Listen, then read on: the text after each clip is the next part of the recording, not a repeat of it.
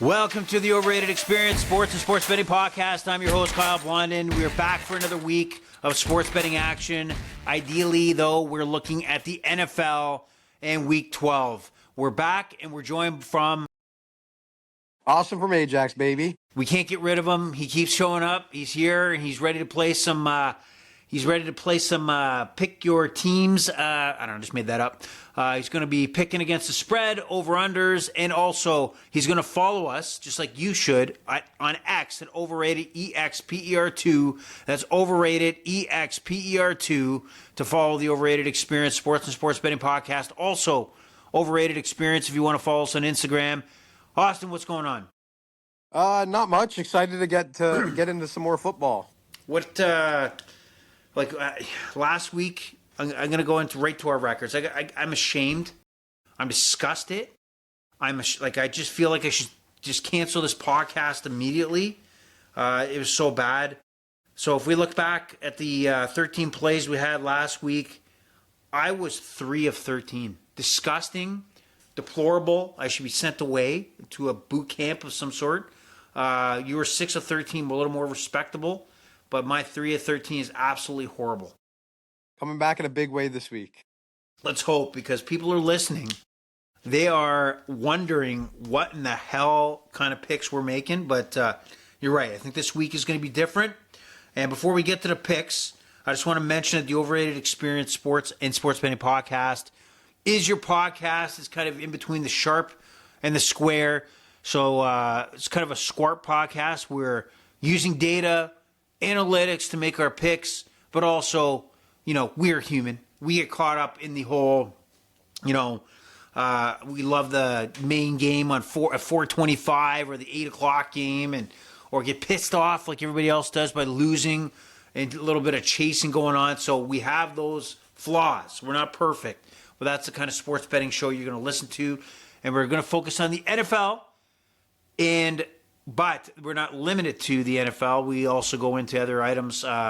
Whether it be this podcast, which are probably mostly NFL, and then, as the season goes on, and as the year goes on, jump into other sports as well. So, Week 12 coming up. However, Week 13 is the Thanksgiving week. What kind of things are you looking forward to on American Thanksgiving? We're Canadian. We've already had a Thanksgiving. But are you pumped for those midweek games? Honestly, not really, just because, at least on Sunday I'm able to watch the games. On the Thursday I'll probably be working. So, if I have a day off, that's going to be awesome. But, I'm not American. I'm not going to have that holiday, sadly. What I will tell you is you're a sucker. You suck, because I do have the day off. I make it a point to make that a day off for American Thanksgiving, to sit back, kick off at 12, watch the Lions and Packers go at it, and then watch the rest of the games here throughout the day. So, you are a sucker. Okay, I just want to let you know. No offense, but I'm just pointing that out. Okay, so we got some news stories that are happening in the NFL. One of the weirder stories, and I'd like to get your take on this, is Brandon Aiyuk, receiver for the San Francisco 49ers. Last season, or actually this season was the whole concept of his story was he wanted to be traded. There was talk he was going to go to New England, as an example, maybe Pittsburgh. And then he turned into, he signed a big contract with the 49ers. Was that last year or this year? I think it was last year maybe. I can't remember. I think it was the previous season. He signs a big-time $100 million contract. And now the story breaks that Brandon Aiyuk is going to lose his 2026 guarantees on his contract for not attending meetings and participating in team functions, and he's not even going to put a grievance with the union to kind of challenge the idea of losing those guarantees. And everything points that at some point he may be released, most likely next year. The 49ers would still take a bit of a cap hit of dead money because of the bonus money they paid out. But this is such a weird story that a guy turning away potentially a locked-in $24 million just to attend meetings. What do you make of this story? It's weird. It's odd. And could you think about in your life right now, if somebody said for your job, all you have to do is show up and you're locked in for $24 million, what would it take for you not to show up and be okay with getting rid of those guarantees? For 24 million, I'll show up 10 hours early every day. Would you show up naked to work? Yeah. The only problem about this story, right, is it's a lot of speculation. I feel like nobody really knows what's going on. It's either something very serious or the guy wants to be released from the team and this is his strategy. So I'm not going to say too much more on it just because I don't know. It's all a guessing game in my opinion. But definitely very, very crazy to give up all that money for what? It's like no, we don't know. I don't see he's supposed to come back at some point before the playoffs. Is he an impactful player? Absolutely, absolutely. But let's say he's on the open market next year. Is somebody paying him $24 million? I don't see it. Maybe Not 24, but he's definitely worth something. Like if you said 15 million right now, that's kind of like a low ball, but I'd say he's definitely worth that. Uh, maybe he's really unhappy with the team. He's willing to take that that pay cut, but I know exactly what you're saying. How unhappy could you be to not just wake up? He's already at the facility. My understanding, the way the story's playing out, he's at the facility, he's training, but he leaves before the rest of his teammates show up.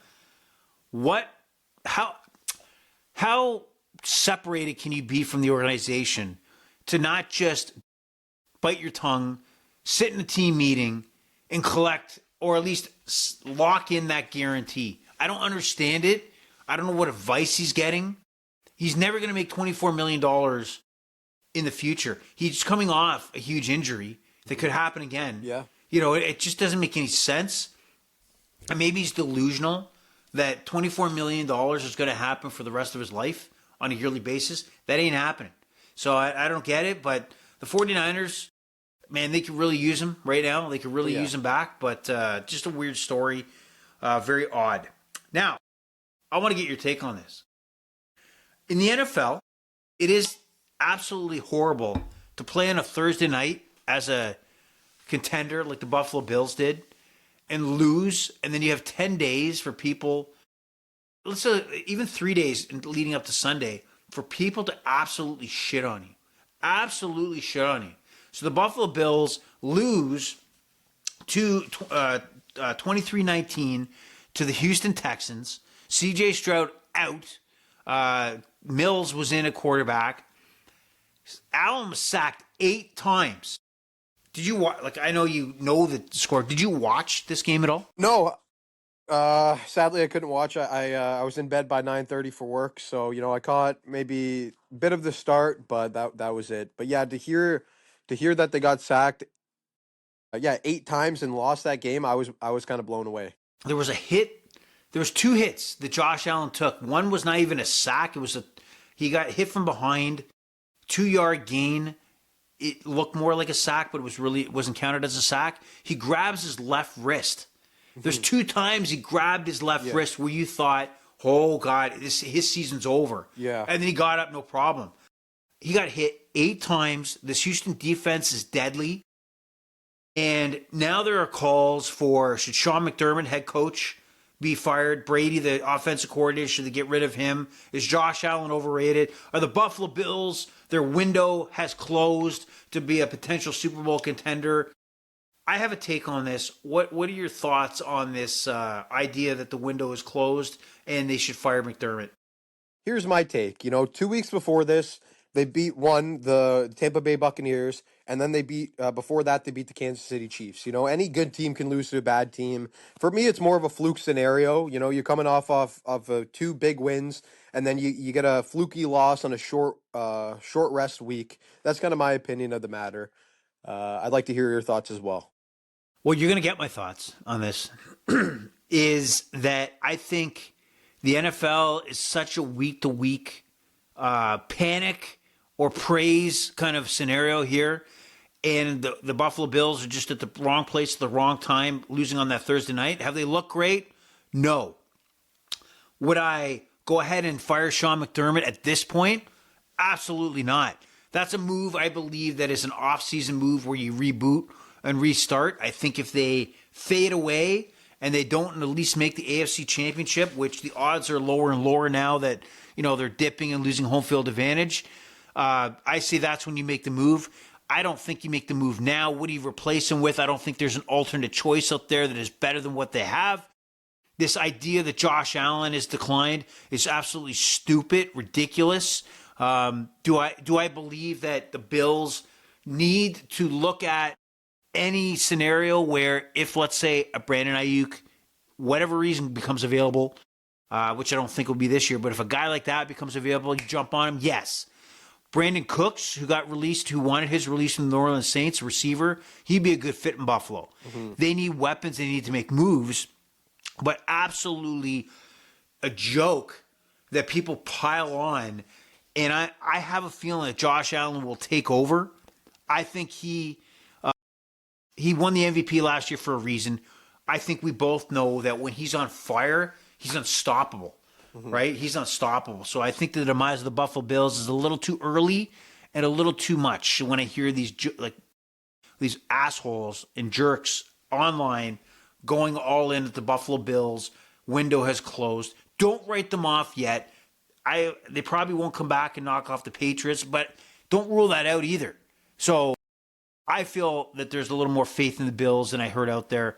And I feel like going through a table right now, just like Bills Mafia, but no.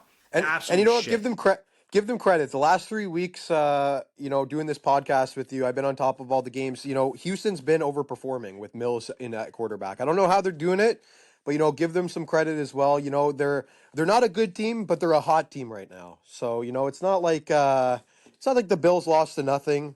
You're always going to have the upset wins, and that's more of a fluke loss than anything. You run that game 10 times, the Bills win 8 out of 10. There you go. So Bills, don't write them off yet. They're not dead. But let's get a hold of ourselves, people. Story that I thought we would have been a great story to talk about. Joe Burrow was taking reps for the first team for the Bengals. The Bengals have ruled him out. He will not be playing this weekend, but at least some excitement potentially on Thursday where they take on the Ravens. Maybe Joey Burrows will be back, but are you excited to see Burrows come back and be a part of this season and not write it off and lose him for the entire season? Oh, I'm very excited. Joe Burrow's a top 5 quarterback in the NFL when he plays.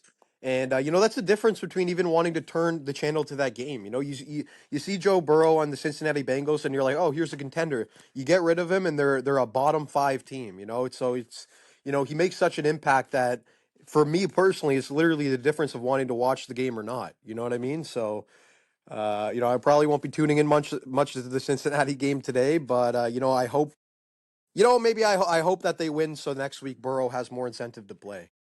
Yeah, so right now they're 3-7. They take on the Patriots today. We'll talk about that game. But let's say they go 3-8. This is the perfect Cincinnati Bengals story.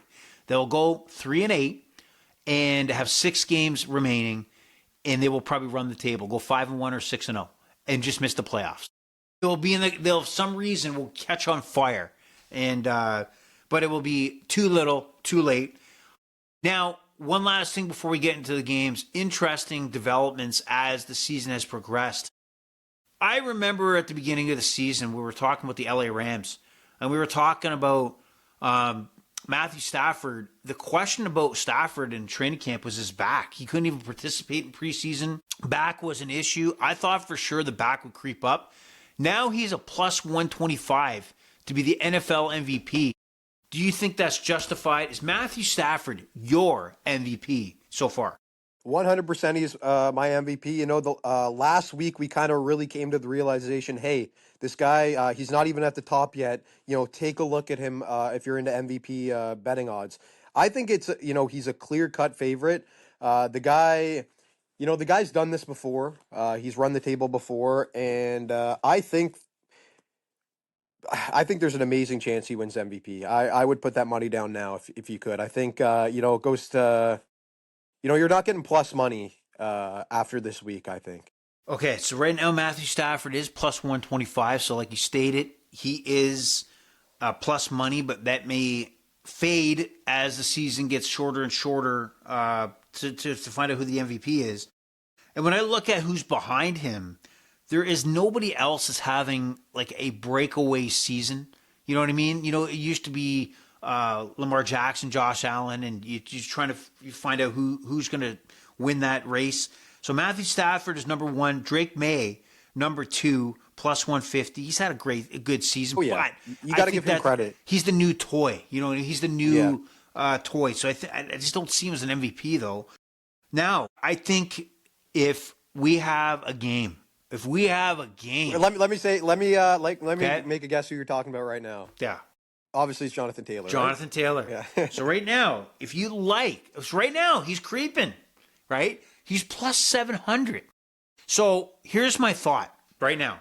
If you like Jonathan Taylor, the only value in this MVP betting race right now, to me, is Jonathan Taylor plus 700. Traditionally, it's very hard for a non-quarterback to win this award. The question's not, it's out of the question. It's happened before, a la Adrian Peterson, etc. But today is the day against the Kansas City Chiefs where I think it makes or breaks Jonathan Taylor's MVP race. I don't believe they'll perform. We'll get into the Colts and Chiefs. But if he has a game, he has a Jonathan Taylor type of game today, I think he goes to the head of the line. If bettors out there, your value on Jonathan Taylor at plus 700, and he goes off today, he's either going to go up the charts and be number 1 or slightly behind Matthew Stafford, or he'll fade away if he doesn't have a game today. Today is that day to make or break Jonathan Taylor. But if you're going to bet that horse, you bet him today before 1 o'clock and that kickoff in Arrowhead takes place. So Jonathan Taylor, if he's your boy, now is the only time he either fades away or goes to the front of the line. That's my prediction. Yeah, I just want to say one more thing. Stafford being a plus 125 here, I honestly still think that's amazing value. If say you replaced just the name and you turned Matthew Stafford to Josh Allen, and Josh Allen was putting up these numbers, I bet you any money this would be a minus 300, minus 400 line. The only concern I have is if Stafford gets hurt down the stretch. I think he's a lock for MVP if he stays healthy. Wow. This guy can do it. So, but I've already glazed Matthew Stafford enough, so I'll stop. Or should I say Jared Goff enough? No, I'm just kidding. For Okay. people that are listening. And then just to also add to that, the Rams and Eagles are both plus 500 to win the Super Bowl. So the Rams have got some serious backing from the betting public out there. Are they for real? Do you buy that?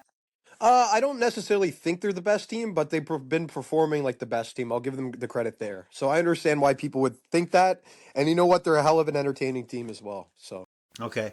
And then before we get into the games, we're going to be going through using FanDuel point spreads. Not to say that we're sponsored in any way. It's just the book we have. What book are you currently using? Is there any promotions that you're finding that are valuable to you? So I know you may not be using FanDuel for your personal plays. What book are you using and how's it going? So I actually do use FanDuel. I'd say FanDuel is my favorite, but I do use 3 books. I use FanDuel, Bet365, and the Score Bet. If you're really looking to make an edge and make money, you're going on multiple accounts. They're all 3 are probably going to have different odds, probably very close, but you always want to go with the one giving you the best money. So it's good to be on multiple books and taking advantage of the numbers that you see. No, that's fair because like right now I'm only using FanDuel and I can't preach enough where you do need multiple books to get the best odds you possibly can on the games you like. And like right now I'm using FanDuel. I will say there is a lot of positive for FanDuel at the moment. I'm not advocating for same game parlays and or those kind of promotions, but if you like to dabble in those same game parlays, they do provide a lot of profit boosts as long as you get to a plus in your betting. Like right now, there's a 60%. You can bet up to $300 and have 60% profit boost. And I might parlay, let's say, for example, the Chiefs and let's go with the Jaguars, something like that. Like, you have like that where you get the plus and there's some good chance to cash in. If I'm not mistaken, it has to be a 3-leg parlay, but that's still a very great deal. I think by far right now of the 3 betting sites that I mentioned, FanDuel's by far the best, and not only by far the best, but very, very beginner friendly for the people that want to. Maybe you want to do a $5 parlay with a bunch of legs. This is the place to be because you could easily get double the money. Sometimes they're offering those kind of things. So yeah, if you're a new bettor, FanDuel would be the first place to look. Yeah, and this again for you bettors out there, same game parlays are more of a benefit to the book. They want you to take these same game parlays. That's how they cash in. That's how they make their money.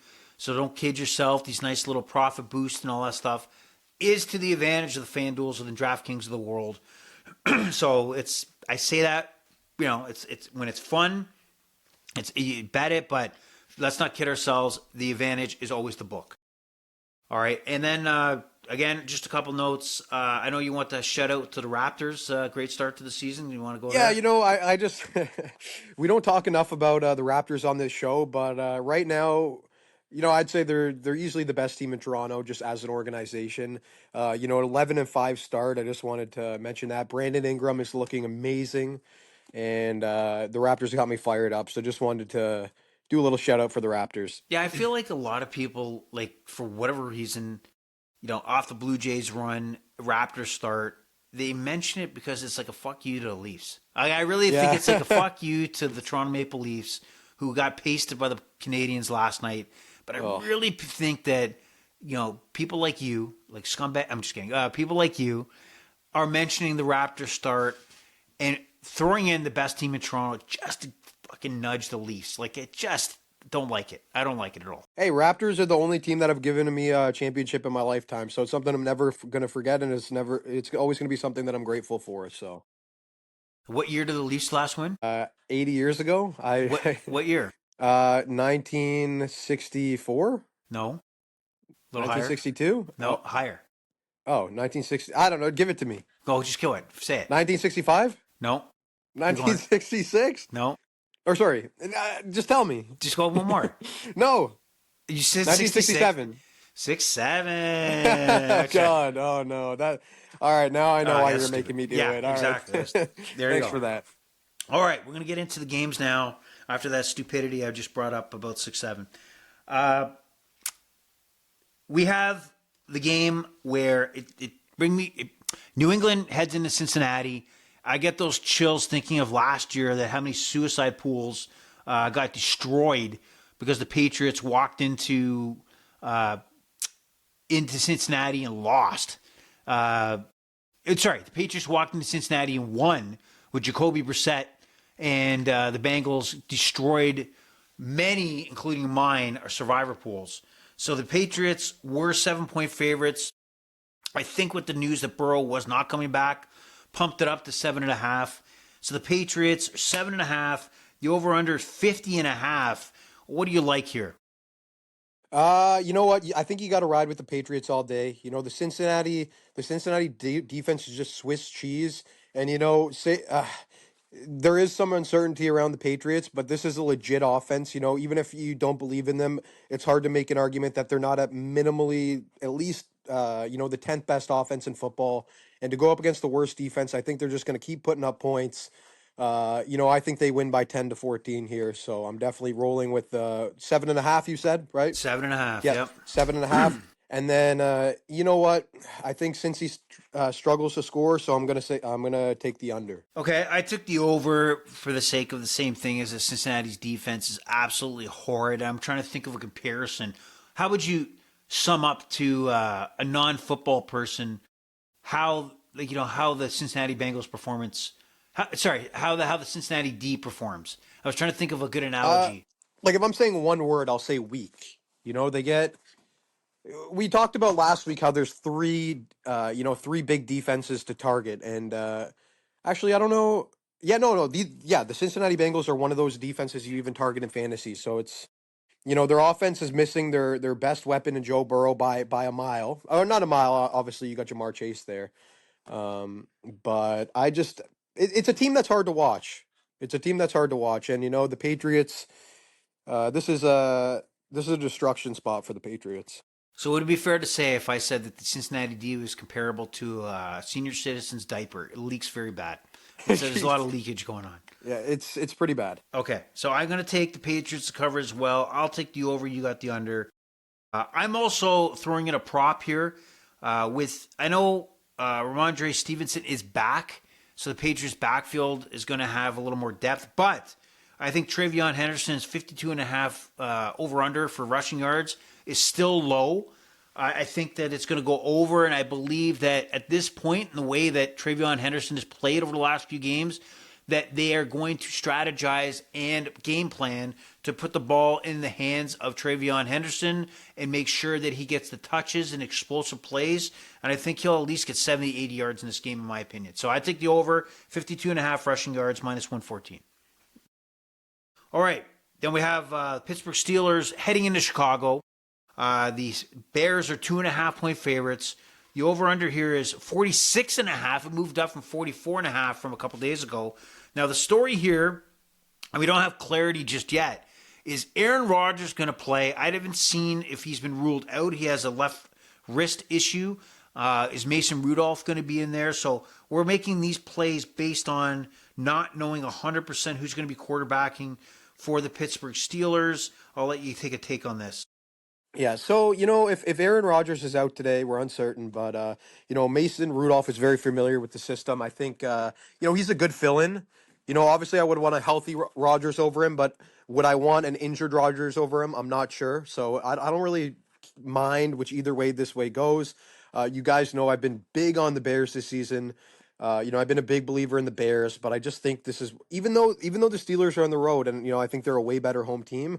I think Steelers. This is a really tough game, but I'm going with the Steelers today. With the points. And sorry, that over and under total was. It's moved from 44.5 to 46.5. Yeah. Oh, wow, that's a big movement. That that will be the difference between me taking the under, that movement in that line. Because if it was 2 points less, I'd be going the other way. So which way are you going? I'm going with the under. Okay. I had the under at 44.5 and now 46.5. I pretty much locked into that. And I do think that the Steelers can interchange Mason Rudolph in there. As you stated, he's very familiar with this offense, very familiar with this team after spending some time with Tennessee last year. But Mason Rudolph is a Pittsburgh Steeler. Let's take the Steelers to cover. I don't have as much faith as you do in regards to the Bears. So I'll take the Steelers, and I'll take Mike Tomlin to outduel Ben Johnson on this one.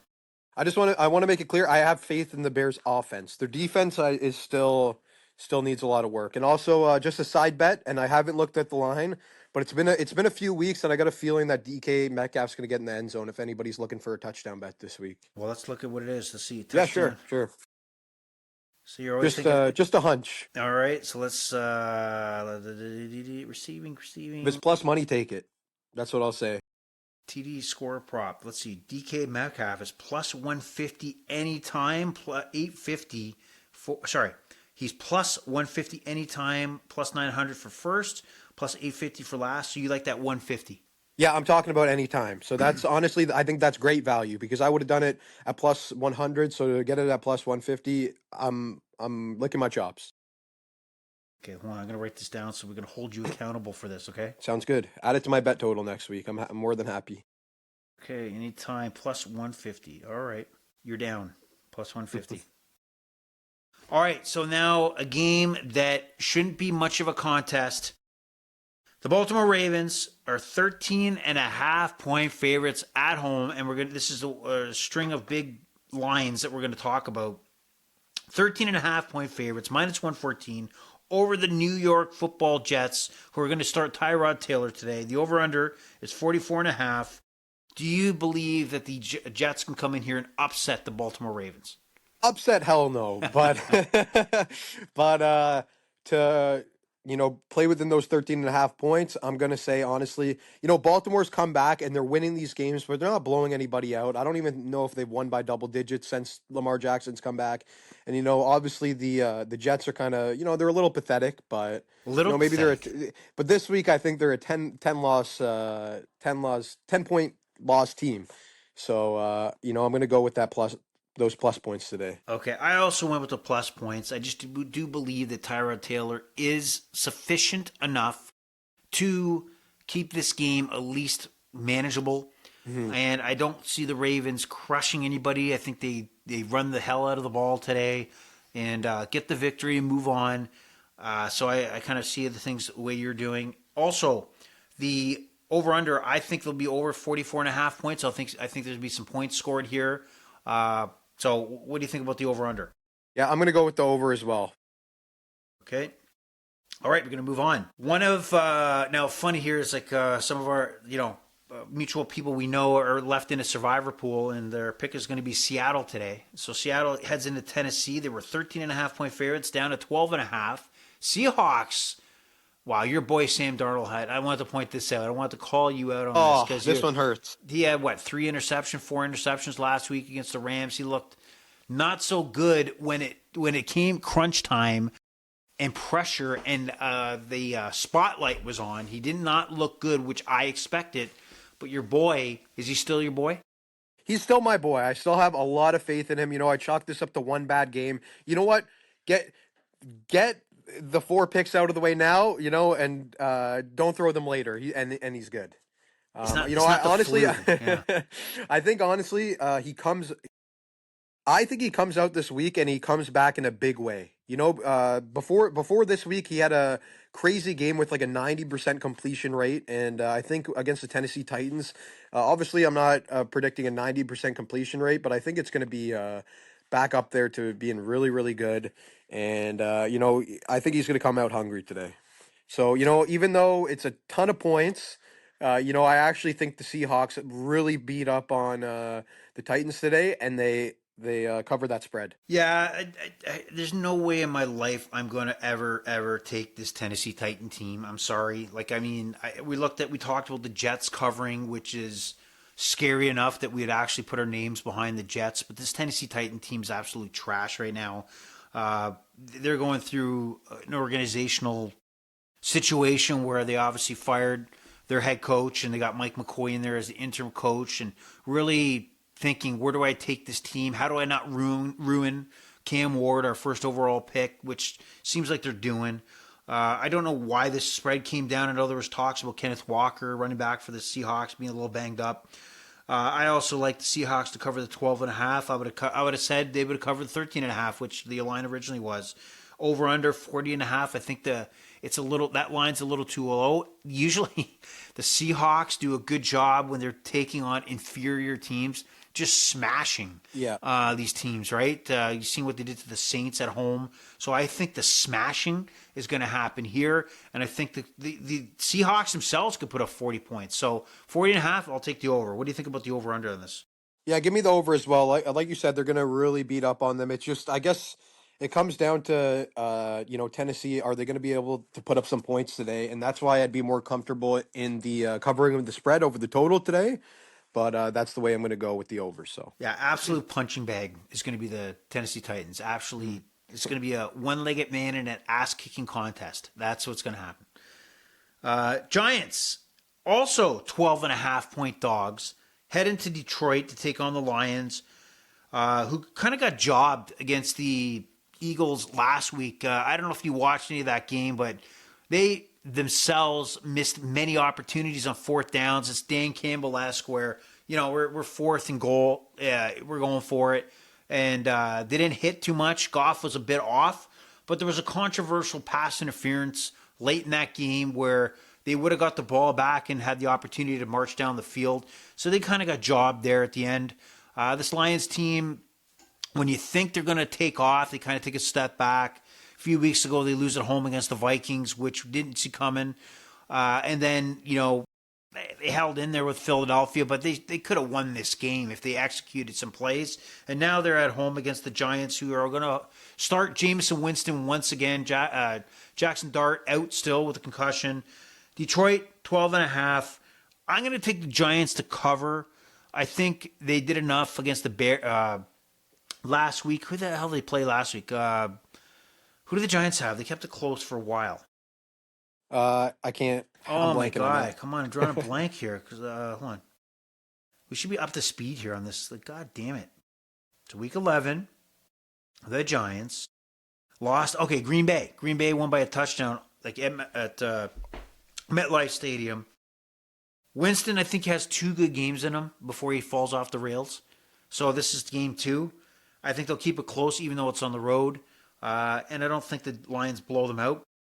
I think this game will go under 50.5. It moved up from 49.5 to 50.5. But what do you think? So I got Giants covered, and I think the under. So honestly, I think the Lions are going to absolutely crush them. And not only that, just, I want to. One thing I would really like to look on this game as a better is Montgomery's totals. It's these games where I think they're going to run all over the Giants. They're going to lead by a lot.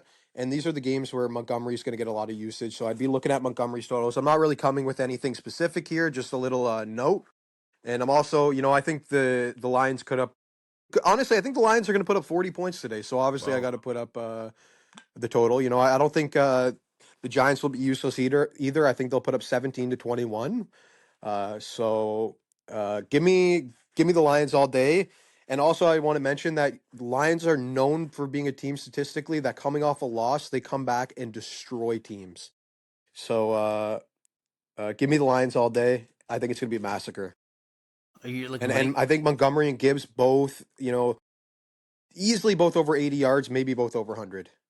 Really? Total Yeah. yards? Because Montgomery right now his Total rushing yards. yards are Yeah, yeah, total 55 and a yards. Total half. yards. And so 55 and a half for Montgomery, just rushing Yeah, let's 68 and a say half. here's what I'll say: 200 combined yards between the two of them easily. That's what I think is going to happen today, and that would be definitely a lot over the predicted total. Hmm. Okay. All right. Well, we'll see what happens. Just also a note for the Lions: Sam Laporta is out. It looks like he's Yep. done for the season. Yeah, That's a big loss. that's a big That's a loss. big Yeah. loss. Like that's a guy you want in January in the playoffs for sure. Oh, You for know. sure. He's recognized as easily a top three tight end in the league. Yep. All right, we got a pretty interesting matchup. The Minnesota Vikings take on their divisional foes heading into Green Bay. Green Bay is a 6.5 point favorite.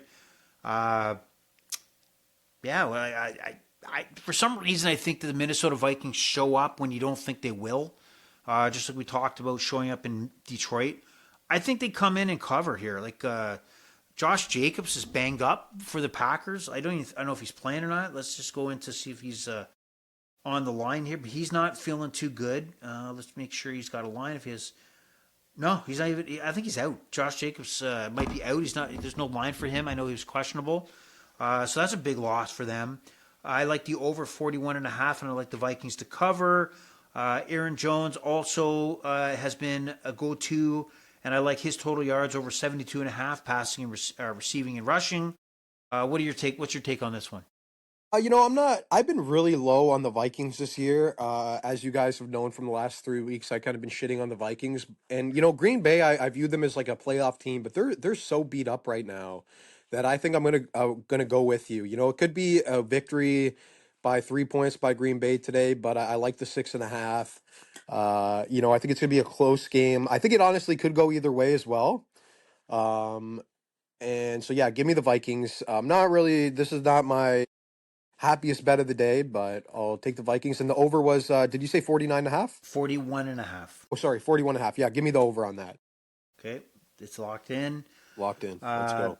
yeah, there's also talk that Minnesota might be panicking a little bit, that they kind of went all in with J.J. McCarthy as their quarterback, in the first round 2 years ago, and maybe, buyer's remorse, maybe not Yeah. not feeling it. What do you think? Uh, I don't know if you saw last week. Did you see Justin Jefferson's crash out as well? You never see him like that.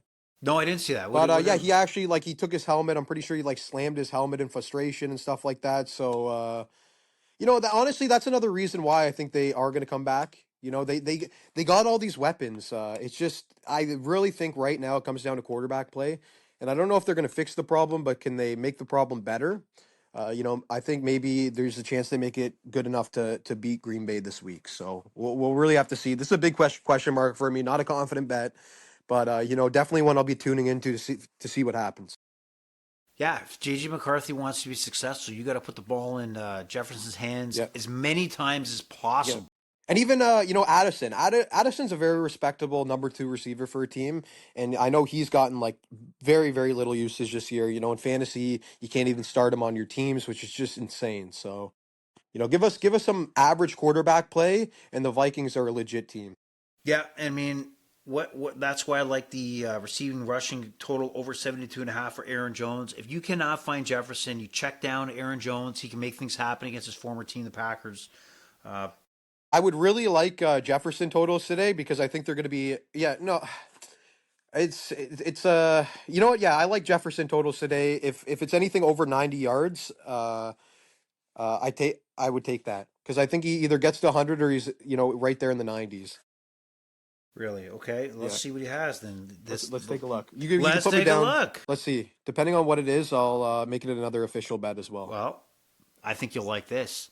Let's hear Justin it. Jefferson, receiving yards, 63 and a half. Oh, take that all day. That's crazy. I don't understand. How does that make any I didn't even sense? look at that. I didn't even. I would say the over and under should be at least 85 yards. So yeah, give me that. That's a crazy find on live air. That is crazy. Take that. You can't tell me he's having under 70 yards today. That's just insane. Wow. Yeah. The betting community has little faith in JJ McCarthy for sure. Yeah. Holy cow, that's way too low for a guy like Justin Hey, Jefferson. all I'm saying with Darnold, that total might have been 100. That's all I'm going to say. That's all I'm going to say. You and your boy. All right, so we move on to maybe the game of the 1 o'clock hour. It's hard to think of another game in the 1 o'clock hour that beats this one. We had the Indianapolis Colts, the AFC juggernaut, heading into Kansas City to take on the Chiefs that are hanging on. Loss in Denver last week. They're being written off again. I think the Kansas City Chiefs are being written off a little too early. They are 3.5-point favorites, minus 104. This game has a 49.5 over under. I'll let you go first. I'll go ahead. Yeah. So Kansas City Chiefs are one of those teams where you just you have respect for them. You know what I mean? I still view Mahomes as the number one quarterback in the league. It almost feels like a trap game on the side of the Colts. Like it looks like good money. There's some juicy money there for a team that's been so good. 8-2 team, I think they are, something like that. But I just can't bring myself to bet against the Kansas City Chiefs. I'd be a lot more comfortable if this was 3 instead of 3.5, so I get my money back there if it's a game for a field goal. But I got to still stay with the Kansas City Chiefs today. Definitely the game of the 1 o'clock hour. Going to be tuning into this one. But give me the Kansas City Chiefs just based on purely respect alone. What about 49.5? What do you like there?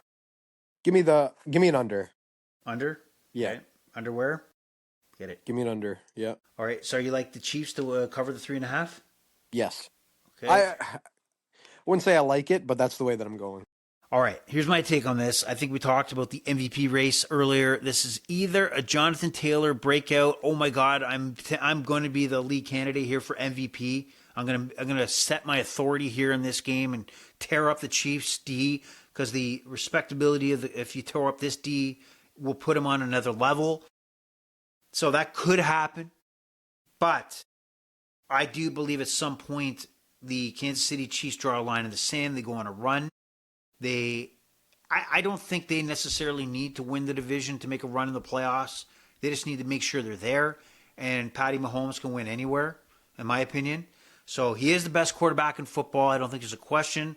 I think we're overexposed with Patrick Mahomes, so everybody kind of shits on him and doesn't want to see him move forward versus respecting the fact that he is the man. I think it happens here. I think they covered 3.5. This is where the dark side of Daniel Jones comes out. This is where I think we're going to see the situation where, oh yeah, all right, that's Daniel Jones. He will. I have a prediction here that there will be many times where he turns the ball over, strip sacked. He's caught for bad sacks. He's just loose with the ball. I just see this as a Daniel Jones kind of oh my God, I remember it's Daniel Jones kind of scenario. And I do believe his passing yards will go under 241.5. I think he'll be under duress the whole game. I don't think he'll have an opportunity to set up as much as you think he will. So let's take the Chiefs to cover 3.5. I think this game will be under the 49.5. And Daniel Jones passing yards under 241.5. It's going to be an ugly, oh my God, I forgot I have Daniel Jones as my quarterback situation. What do you think of that? You like that? Yeah, I like his unders as well. Okay. And we have Shedeur Sanders in the 4 o'clock hour opens up his first career start. He came in last week in relief after, what's his name, got concussed, the other rookie quarterback. Oh, I just lost my train of thought. Sorry. But Shedeur Sanders makes his first start. The Vegas Raiders, who are an absolute shit show, are 3.5-point favorite over the Cleveland Browns. What do you think the over-under is in this game? I'll say the over and under is uh, give me 41 and a half. 36 and a half. Oh, 36 and a that's half. There is brutal. zero faith that this game will be at all entertaining based on the betting line here. So the Browns, 3.5 point dogs. Shedeur Sanders. What do you think his over under on passing yards is? Shedeur Uh, Sanders, 170. 158 and a half. Damn. 158 and a half. There is no respect at all for this Yeah. Browns team, for this quarterback, Shedeur Sanders, the son of Deion Sanders, Hall of Famer, current coach of the Colorado Buffaloes in the NCAA football. What's your take on this one? This is a hard one. I think this one comes down to defense and offense. Browns. They have like Miles Garrett. You could argue, like, if you were a Browns fan and you argued to me, like, oh, Miles Garrett is the best defensive player in football, I think you'd be wrong, but I think you'd at least have an argument to make there. It's the Browns have a decent defense, and I think the Raiders have a decent offense. I think their O line's really shitty right now. Uh, but I'm going to go with the defense since I'm getting the 3.5 points. Give me the Browns. A couple turnovers today against Geno. Rookie quarterback, a lot of uncertainty there. It's not a confident bet, but that's the way I'm going to go. And I'm gonna take that over just because that total is so low. It's hard not to take a total like that. My prediction was 41 and a half, so I think it gets right around there. Can't really justify it going the other way now. Uh, Give me those. Yeah, I'll tell you what. If this podcast is called the Overrated Experience because we like overs, and I bypass a 36 and a half over under and take the under, then we're going brand change, name change, Yeah. and that's not going to happen. Weird call, but I think what's going to happen in this game is, there won't be a lot of offense, but there'll be turnovers to set up the teams in good offensive position. I think for some reason that's what's going to happen. And I think you easily get that total. Maybe not easily, but I think you get that total. Yeah, well, I'll tell you, I'm going to take the over for sure. Also, potentially tease it where you get 6 points off and make it 30 and a half, which I think is even better, obviously. Oh, yeah. So I'm also going to take the Browns to cover. A guy like Miles Garrett, the Cleveland D is lights out. Better at home than they are on the road. But watching the Vegas Raiders, on offense, Yeah. I got to believe that they're licking their chops to kind of like smash Geno Smith in that Yeah. offensive line. This team is disgusting. I don't know if you watched any of this against the Cowboys. They're off. They're just bad. They're just bad. Yeah. And it's bad from on the field to off the field. I don't even think that the planning coming in with Pete Carroll, when we look back on Pete Carroll, we're going to remember him from his USC days where he was winning national championships to the Seattle Seahawks where he won a Super Bowl, got to 2 Super Bowls. But it's going to, oh yeah, I remember he coached the Raiders. There's nothing going to be remembered here. It's going to fade away. This is an absolutely shit organization at the moment. So I like the Browns to cover 3.5. And I'll take Shedeur Sanders over 158.5 passing yards. Just curious if you agree with me. If somebody was dying on that hill that Miles Garrett was the best defensive player in football, would you call that person crazy? And also, second question, would you consider him top 3 defensive player? I would tell the person to shut the fuck up and don't bring that up. I'm just kidding. Jesus. When you say it, when you're talking about it, I'm thinking, yeah, would I be ready to call him the number one guy? I was like, I don't know if I am, but I was kind of going through my head. Who else is out there? Is it TJ Watt? Is it who do you pick as if you were starting a team today and had to win a game, who's the number one defensive player you bring to your team? Yeah, honestly, I'm thinking like Micah Parsons. Okay, Micah Parsons yeah. is he could be the biggest difference maker in my opinion. But after that, it might be Miles Garrett number 2. So, I wouldn't call that person crazy just because we're one rank off. You know what I mean? Okay, well, it's a good argument. You know what? And then you got the guy Surtain from Denver. He could easily be considered the 2 guy too. But I'll probably put those 3 guys as the best defensive players in football at the moment, personally. All right, we're going to move on to a game that I know you will dedicate your time to, and that's the Jacksonville Jaguars and the Arizona Cardinals here. I'm sure that will, you'll make sure you exclusively watch this one. The Jaguars are 2.5 point favorites coming off a smashing, which I didn't see coming against the Chargers. They smoked them. And the Cardinals are fading away. They're insignificant. This is like such an insignificant team right now. Jacoby Brissett was a nice story for a bit, but really they're dead on arrival, and 2.5 point dogs here. 47.5. I like the Jaguars to cover. Do I Yeah. love it? No, because they are. You can't predict what this Jaguars team does. They look great against the Chargers, but they probably look shit today against a team they should easily roll over. So I like them to cover the 2.5, but I cringe as I make that pick. And I like the under 47.5. I don't see this as a high scoring game. What are your thoughts here? Yeah, I have to take the Jaguars. I've been really low on them this year. But going into the year, I would have thought maybe they're like a borderline wild card team. To see them beat up on the Chargers, honestly, was a big surprise for me too. And two and a half doesn't seem like a lot for them to go get. So give me the Chargers minus 2.5. I just want to give one extremely bright spot to the Cardinals. Trey McBride. McBride easily right now the number one tight end in football. I was looking at his numbers yesterday and I was kind of in disbelief. In fantasy for like 3 weeks in a row, he's almost at 30 points. I'm like, this guy's special. Maybe that's why they're competing in these games. They got the best tight end in football right now. But other than that, I don't enjoy watching the Cardinals. I don't really enjoy watching Jacksonville either. Jacksonville either. But give me Jacksonville. 47.5. What do you like there? Uh, Give me the under. Give me the under. I think it's gonna be a lower scoring game, even after Jacksonville went out and gassed. I give me the under. Okay, so the question now is, would you exclusively in the 4 o'clock window watch that Jacksonville Arizona game, or decide, hey, let me watch that Atlanta New Orleans game? Yeah, It's got a lot riding on there. This is like insignificant, like I have to play this game kind of game. The Saints are 1.5 point favorites over the Falcons, who Penix is done for the year. Kirk Cousins is in there. What's your take on this one? I think I'm kind of surprised that Atlanta's not the favorite here. I'm not saying they should be a heavy favorite, maybe even a 1.5 favorite, but I think they should be the favorite here. And obviously, for that reason, I got to go in their direction. Kirk Cousins has been terrible his last handful of performances, but I've never been a Kirk Cousins hater per se. If you're calling him a quarterback, I think Kirk Cousins is a good quarterback or a good backup. Uh, so yeah, uh, give me the Falcons today. You want the Falcons today? Yeah. Yes. I'm doing that too. Anyway, I forgot to mention the previous game. Brian Thomas Jr., receiver for the Jaguars, is out. Also, Marvin Harrison Jr. with an appendectomy is out another week for the Cardinals. Just something to note. Drake London for the Falcons is out. So that's a big That's loss. a big deal. That's That is a big deal. Yeah. Tyler Slow, or Shu, what the hell his name is, the Saints quarterback there.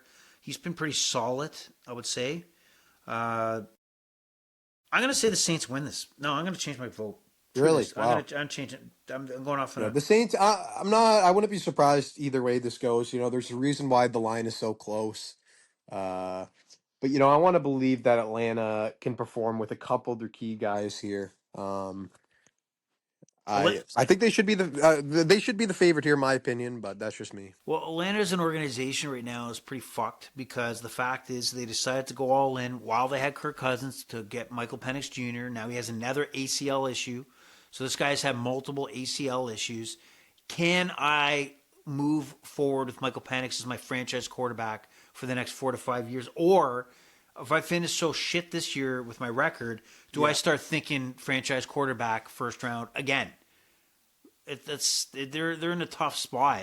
Raheem Morris, like I don't get, like I put some coaches into that recycle bin kind of coach, and Raheem Morris is that guy. He sucked in Tampa Bay. Raheem Morris he's a coordinator. He's not a head coach. You'll see him done, cooked. He'll be fired at the end of the year. And when they get serious about a coach, then maybe they will they look at the talent they have. Yeah, You know what I mean? They have a Like, lot of talent. They have a lot of talent. Like you should be at least 500 with Bijan Robinson alone. Yeah, Bijan. Yeah, they got a lot of talent there. Even Kyle Pitts, not the worst tight end in the world. I'm surprised they are constantly underperforming of late. Get But they, I'm they giving them a chance this lose. week. So They lose back to back or season series against the Carolina Panthers. Piss away a lead last week and lose in overtime. And I don't know if you've seen the way overtime played out. Atlanta gets the ball first, drop ball, penalty, and they got a punt, and Carolina marches down the field, and quickly get into like no-brainer field goal position because that Atlanta defense is absolute shit. It's Yeah.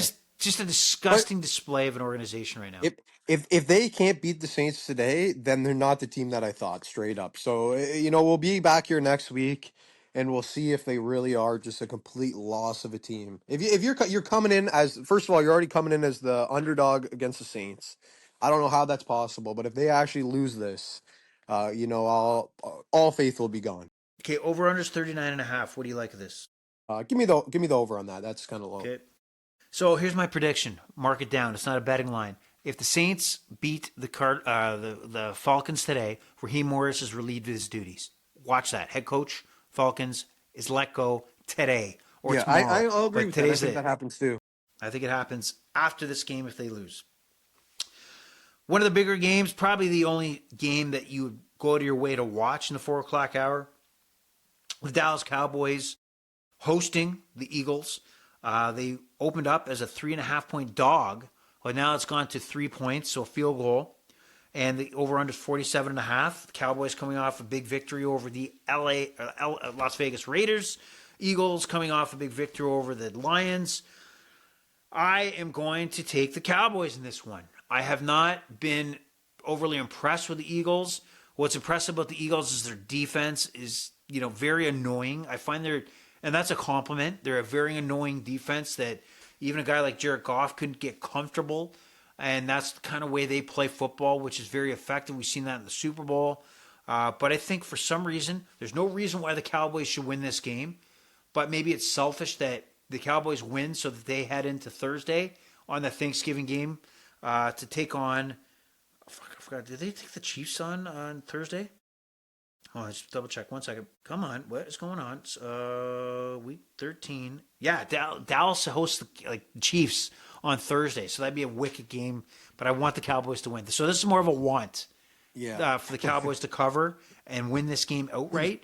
And I like this game to go over 47.5. It's a shit show in Jerry's world. When you get onto that field, I think the Eagles will open it up. If the Cowboys open up, it'll be chaos. It's going to be over 47.5. We're going to get some points. We're going to make some money. What do you say, you? I'm going the other way on both bets. I'm going the other way on both bets. I think the Eagles, deflating. Yeah. Yeah. I just think I look at the Eagles and maybe they're not, winning games in a sexy way, but they always have enough to get it done. It's a pretty close total here. I'm surprised it's not like 5.5. The Phillies defense is just so good. I got to think they force a couple turnovers today. Give me those bets. I'm going to see. I've got them down, so we look at this game a little differently. But you're totally right. There's not a team in football that I could say that the Eagles match up home or road or at home that they can't beat. Like they could be the best team, most talented team in the NFL, but they've turned into the worst visual watching team. Yeah. In my opinion, it's just very hard to watch the Eagles the way they play right now. You know what the perfect example is for me? It's the Kansas City Chiefs last year. The Kansas City Chiefs were like barely winning games, but they ended up making it all the way to the Super Bowl, and then that's kind of when the wheels like really fell off in a way. But they kind of remind me of that team where it's like, they've kind of fallen out of their glory, but they're still the best. And even this game, like I don't think they're gonna, even them being the best team. You might think like, oh, then I'm gonna think they're gonna beat up on the Cowboys. No, I think they're gonna win by like 6. I think they're gonna win by 7. So I don't think they're gonna get this done in a destruction way. Where I think based on where Philly ranks and the Cowboys rank, it's a big disparity. But I think they cover the spread. It's a fair play. It's just so hard to watch this team, and I scratch my head when I watch this offense. Like, how are they winning? Like, how are they getting it done? They'll have a big play or two, explosive. Their defense will come up big. There'll be a turnover. Man, it's really hard to watch this offense, and there's no flow whatsoever. But they get the job done, so I can't argue with that. At the end of the day, you win. That's it. That's the measurement. That's the bar. So that's okay. We look at things differently. So maybe we'll have a side bet. I'll get the Cowboys and Eagles. Okay, how about that? Okay. All right. Now we look at the Sunday Nighter, which is a pretty good matchup. The Tampa Bay Buccaneers visit the LA Rams. Rams opened up as 6.5 point favorites. It's up to 7. This over under is 49.5. The Bucks themselves, man, their stock has kind of gone down to me. Some of their performances of late, they're not really a threat. So I'm not surprised this line went up to 7. This is the matchup of Baker who heads to LA, and you kind of look at Baker's career being rejuvenated with that short time ending the season a couple of years ago when he joined the Rams. Basically got off the plane, started one, which was I watched that game. It was an amazing performance. Really put Baker back on the map. And now, obviously, we look at Baker and have high regard for him and the way he plays. And wouldn't mind having Baker as our quarterback if we started a team today. He's a go-getter. This Bucs team needs a big game here. They need an actually turn of events kind of game. I don't know if they're going to get it. I'm going to say they cover against the Rams. It's going to be a little tighter. And this game, I'm going to say over, but I'm not too confident on that. And I say the combined passing yards between Stafford and Mayfield, I just don't know why. I just think it's going to be 550. I think it's going to be some passing yards here. What are your thoughts on this game? Yeah, honestly, kind of the opposite of last game. I agree with you on literally everything there. Literally, I think it's going to play out the exact same way. I don't have much words. I don't. Okay. You covered exactly what I wanted to say. And you guys know that I'm a big Bucks believer. I might not have the Buck curtains today, and I've been a little low on them lately. But I think this is one of those games, kind of a feeling of a prediction. But it's either comes down to the fourth quarter in a tie game or even overtime. So I think it's going to be a 3-point win or a 6-point win. So that those 7 extra points give me that big safety cushion that I want. LA's been phenomenal. Don't get me wrong. And I also think, I think a lot of points are put up this game. The Buccaneers get Chris Godwin back today, and to put a weapon like Chris Godwin in the hands of Baker Mayfield is no joke. He might not be their Evans, their Mike Evans, but he's right there, kind of just a tad below him in my personal opinion. Some people agree he's even better. And they've been just absolutely decimated by injuries all season. You get just a little bit healthier, but I think that's enough to keep it within 6. So give me that +7 all day. I'm riding with you. Okay, and then isn't there something about Tampa Bay you just want to see them successful for some Yeah, reason? You just want Baker to see them? Mayfield. Baker Mayfield's one of the most entertaining quarterbacks to watch in football, in my opinion. And they got, I don't know, they got those entertaining superstars. You always want to tune in and see what they're doing. I would even argue, over even Philadelphia, you'd want to watch the Buccaneers personally. But that's just me. I'm a big Buccaneers guy. Let's roll. Okay, let's roll. That's the Yeah. wrong guy. That let's roll guy and Russell Wilson can't even keep the backup position with the Giants. That's how bad. Hey, well, that's how Let's far he's ride. declined. Isn't that Let's Ride? Isn't that Let's Ride? What did you say? Let's roll. I said You let's roll. Oh, okay, sorry, Yeah. sorry. It's okay. All right, now the Monday Nighter's pretty interesting. San Francisco hosts the Carolina Panthers, who are still in the mix to make a playoff run here. This line moved from 7 to 7.5 in favor of the 49ers, minus 102. 49.5. Now, before we get to the picks here, interesting, you look at Bryce Young. He threw for 448 yards last week. 448 yards last week against the Falcons, who should be just fooled as a franchise to let that happen. If I'm not mistaken, sorry to cut you off. If I'm not mistaken, his last 3 weeks before that may have combined for 500. Well, so that's where I was going. So really? He didn't throw for 200 yards. Yeah. The last time he was over 200 yards, much less 448, was in week 2. Yeah. He hasn't thrown for 200 fucking yards. Yeah. And then he throws for 448. Raheem Morris should have walked out, handed his resignation in, and said, "All right, guys, Bryce Young got me. He got me. He got me. I can't let this happen. It's time to go. It's time for me to go into pickleball or something." It gets terrible. So Bryce Young comes in this game. Carolina, I have no idea when they come in and win and lose. They lose at home against New Orleans, but walk into Green Bay and win, walk into Atlanta and win. So they're 7.5-point dogs. The 49ers got Brock Purdy back. I was a little questioning about, taking Mac Jones out when he was kind of they were riding a hot hand there. But Brock Purdy was lighting up the scoreboard last week. I'm going to get your take first. Where do you see Yeah. this on Monday night? You know what? I've been pretty lucky with my Panthers predictions the last couple weeks. And I've even told you guys that I'm a big fan of San Francisco. I think they're they're not a top team, but they're this kind of the second tier team. But I just think this is one of those weird moments again where Carolina somehow gets it done. Oh, They're at home. They're no, coming off San that big win. Francisco's at home. Oh, San Francisco's at home. Yes, that's a big factor here. Yes. Well, didn't you say you researched, heading into this No, week? well, I researched his past performances. I just kind of had a little brain fart there, but you know what? No, you know what? The home field advantage. You know what? No, I'll still stick with Carolina. I think they're a wild card team this year, and I think San Francisco is like borderline wild card team. I think they'll be done first week of the playoffs, but I think they get there somehow, and I think they got to get this game to get there. So, give me Carolina this week. Did you say San Francisco, or you haven't made a pick? I'll tell you what Yeah, I think let's you hear what said. you have to say. This may be the hardest pick of the week. Okay, 49.5. What do you think of the over-under? Give me the under. Okay, yeah, I'm riding the under as well. But what I'll say to you is this is the team that is the opposite to the Tampa Bay Buccaneers, where you kind of like hope they win. I hope this team fucking loses. I hate this team. I think they're a bad football team that keeps hanging around. It's like somebody shows up at a Carolina. party. Yeah. Carolina. They Yeah. show up at a party. It's like, why are you here? Like, Yeah. I didn't. Who invited this guy? Yeah, that's a perfect way to say it. That's the way I look at this team.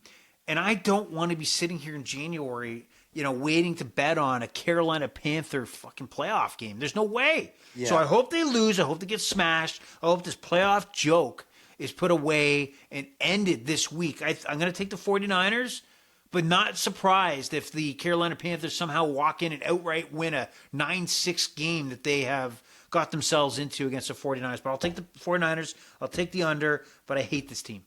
Yeah, honestly, I couldn't agree with you more. Even though I think they're going to win, just based on those kind of like weird feelings that I have, I don't think anyone really wants to see them there. No, just go away. Go away. Yeah, and like I said, you think, oh, they get there, but they're not. They're not real. They'll get kicked out first week. It's a waste of time. It's a waste of time us even talking about the Carolina Panthers. They're a joke. Okay. Anyway, that ends the schedule here. I think we talked about if time permits this week, that we'll try to squeeze a Thanksgiving quick pod in before before Thursday, and then try to get another, obviously, one for Sunday. What are your final thoughts about this week, what we've discussed? Anything has popped to your mind as we've talked? Any betting tips, any fantasy tips you want to point out? Not really. I want to say going forward, I like that we had a couple of like side bets that were not necessarily the spread or the total. So I think every week I'm going to try to come in with one or two of those. Maybe even looking at Justin Jefferson again going forward, if the totals are that low, for example. And then other than that, no advice. I think we covered mostly everything. Just want to give a couple shout outs. Just do a couple of people that are consistently listening, friends of mine. And I want to give a shout out to my friend Jellybean and my friend Yannick. Thank you guys for watching. Thank you for everyone that still continues to watch. And those are my final thoughts. All right. So Jelly Bean and Yannick, welcome to the podcast. We will look forward to you as listeners forever. Now you're committed. You can't get out now. I don't know if I want them to feel that pressure, but I appreciate you listening. Okay. Yes, we do appreciate you listening. All right. So the Overrated Experience is done here today. The pleasure's all been yours. The Overrated Experience is over and out. Awesome from Ajax. Out. All right. Goodbye, everybody.